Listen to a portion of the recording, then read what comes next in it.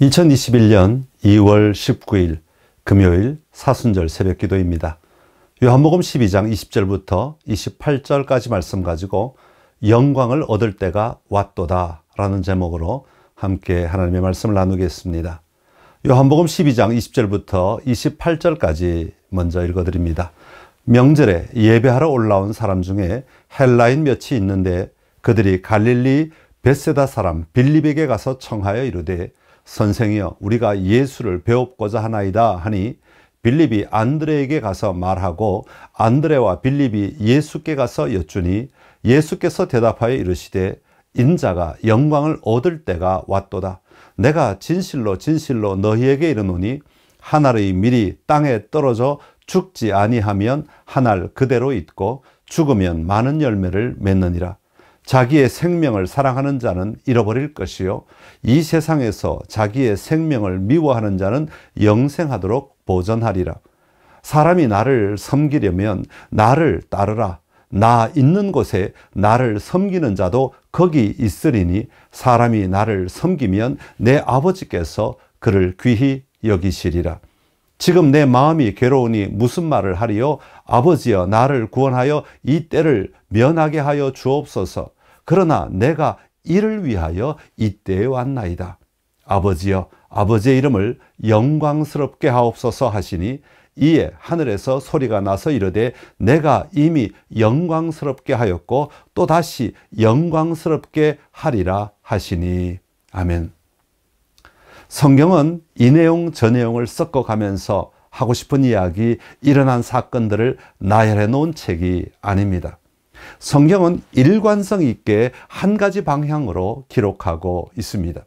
성경은 40여 명의 저자가 1500년에 걸쳐서 기록되었으면서도 일관성이 있는 내용으로 연결되어 있다는 것입니다. 이것만으로도 성경은 하나님의 말씀임을 분명히 발견할 수 있습니다. 왜 이 말씀으로 시작하는가 하면 예루살렘으로 들어간 예수님은 이제 그 일관성의 막바지에 들어와 계신다는 것을 보아야 한다는 것입니다. 오늘 23절에 보면 인자가 영광을 얻을 때가 왔도다 라고 말씀하십니다. 오늘 본문에 또 한 번 더 때에 대하여 말씀하십니다. 27절에 보면 지금 내 마음이 괴로우니 무슨 말을 하리요? 아버지여 나를 구원하여 이 때를 면하게 하여 주옵소서. 그러나 내가 이를 위하여 이 때에 왔나이다 라고 말씀하십니다. 사실 이 말씀을 하기까지 예수님은 그 때를 오랫동안 기다렸습니다. 요한복음 2장에 보면 가나에서 예수님께서 어머니와 함께 혼인잔치에 가셨습니다. 그때 그곳에 포도주가 떨어졌습니다. 그때 예수님의 어머니가 예수님께 말씀하시길 저들에게 포도주가 없다 말합니다. 그때 예수님께서 하신 말씀을 기억하십니까? 요한복음 2장 4절에 보면 여자여 나와 무슨 상관이 있나이까? 내 때가 아직 이르지 아니하였나이다 라고 하십니다. 요한복음 7장에 가면 예수님께서 명절을 보내기 위해 예루살렘에 들어가십니다. 사람들이 예수님을 잡아 죽이려고 합니다. 예수님은 성전에 들어가서 가르치십니다. 그 가르치는 것을 보고 7장 30절에 이렇게 말합니다. 그들이 예수를 잡고자 하나 손을 대는 자가 없으니 이는 그의 때가 아직 이르지 아니하였음이라 라고 기록하고 있습니다. 요한복음 8장으로 넘어가면 요한복음 8장 20절에 이 말씀은 성전에서 가르치실 때 헌금함 앞에서 하셨으나 잡는 사람이 없으니 이는 그의 때가 아직 이르지 아니하였음이라 라고 기록하고 있습니다. 예수님은 여러 번 죽음에 노출되었지만 아직 때가 되지 않았기에 예수님은 잡히지 않았고 마침내 마지막 주간을 맞이하게 된 것입니다. 그리고 마가복음에 보면 겟세마네 동산에 올라가서 마지막으로 기도할 때에 마가복음 14장 35절에 보면 이렇게 기록하고 있습니다. 조금 나아가사 땅에 엎드려 될 수 있는 대로 이 때가 자기에게서 지나가기를 구하여. 마지막 순간까지 예수님은 그 때를 가지고 있었고 마음에 품고 있었고 그 때를 바라보고 있었고 그 때를 향하여 걸어가고 계셨음을 볼 수 있습니다. 그리고 마침내 그 때가 되었을 때 예수님은 대제사장과 서기관들과 장로들이 파송한 무리들에게 잡혀가신 것입니다. 그러면 예수님은 자기의 때를 언제라고 말합니까? 오늘 본문에서도 23절에 영광을 얻을 때라고 말씀합니다. 어제 말씀 가운데서도 제자들이 예수께서 영광을 얻으신 후에야 어린 나귀를 타고 오신 의미를 발견하였다고 말씀드렸습니다. 여기서 말하는 영광은 영화로운 자리에 들어가실 때를 말합니다. 그것은 바로 예수님께서 십자가에 달리시는 그것에서부터 출발하는 것입니다. 예수님은 바로 이 때를 위하여 이 세상에 오신 분이십니다. 사랑하는 성도 여러분, 오늘 우리가 신앙의 삶을 살아가면서 너무 조급하게 살고 있지는 않습니까? 내가 생각하는 시간에, 환경이 다가오는 시간에 우리는 매여서 살아갑니다. 그러다 보면 조급해지고 신앙이 흔들릴 때가 많습니다.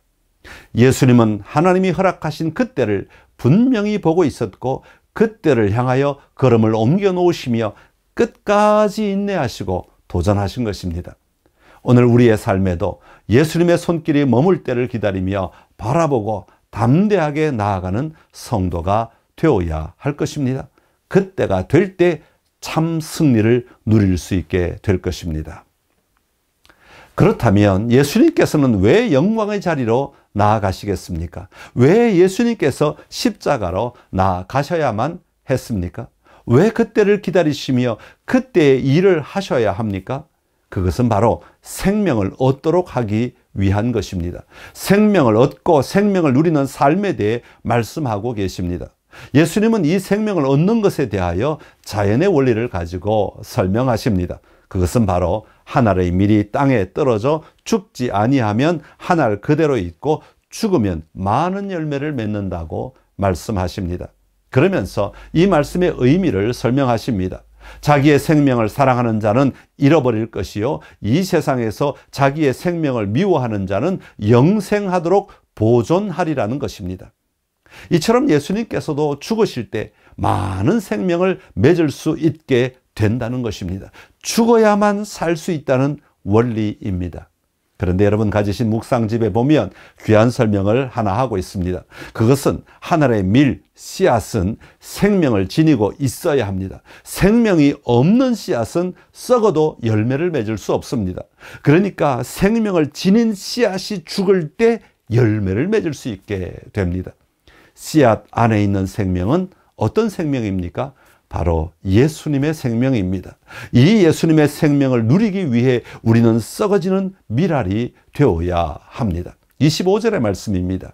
자기의 생명을 사랑하는 자는 잃어버릴 것이요 이 세상에서 자기의 생명을 미워하는 자는 영생하도록 보존하리라.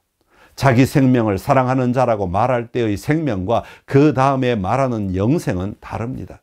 앞에 나오는 자기 생명을 사랑한다고 할 때 생명은 자아라고 말할 수 있습니다. 그리고 우리가 누리게 될 영원한 생명은 신적인 생명을 의미합니다.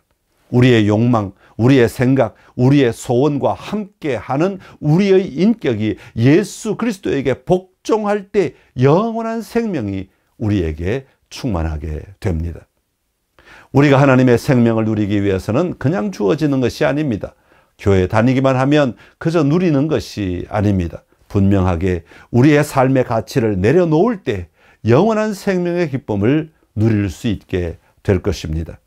이 생명을 누리기 위하여 우리는 어떻게 해야 하겠습니까? 이것을 위해 예수님은 사람들에게 초청하고 있습니다. 26절의 말씀입니다. 사람이 나를 섬기려면 나를 따르라.